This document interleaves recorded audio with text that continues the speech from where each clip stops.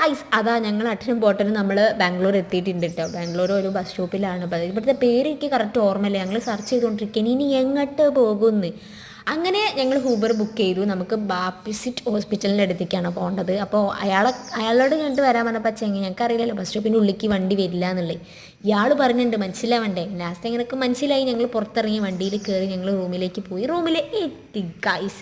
Room പറയുകയാണെന്നുണ്ടെങ്കിൽ ഷൂപ്പണായിരുന്നു. വന്ന പാടനെ ഞങ്ങൾ ടി വി ഒക്കെ ഇട്ട് എന്തിനാ വെറുതെ അവിടുത്തെ ചാനലായിരുന്നു എന്ന് മനസ്സിലാവും. പിന്നെ ഞങ്ങൾ കണ്ടുപിടിച്ചു മലയാളം ചാനലിട്ടു. പിന്നെ അത് കഴിഞ്ഞ് നുറുക്കും സാധനങ്ങളൊക്കെ വിശന്നിട്ട് കൊടൽ കയറിയാണ് ഒക്കെ തിന്ന്. കാരണം ഡെലിവറി സാധനം എത്തുന്നതിൻ്റെ മുന്നേ നമുക്ക് വയറ് നിറയ്ക്കണമല്ലോ. അങ്ങനെ ഞങ്ങൾ ഓർഡർ ചെയ്തു. സ്വിഗ്ഗിയിൽ നിന്ന് ഓർഡർ ചെയ്തു. ഇഡ്ഡലിയും മറ്റേ ദോശയായിരുന്നു. അതിക്ക് ചട്ടിനി ഉണ്ടാവും. 5 പൈസയ്ക്ക് കൊള്ളൂല. ഇഡ്ഡലി എങ്ങനെയൊക്കെയോ കഴിച്ചു. അവളൊരു ദോശയെ കഴിച്ചിട്ടുള്ളൂ. എനിക്ക് വിശന്നപ്പോൾ ഞാൻ അവൾക്ക് കഴിച്ച് എങ്ങനെയൊക്കെയോ തീർത്തു.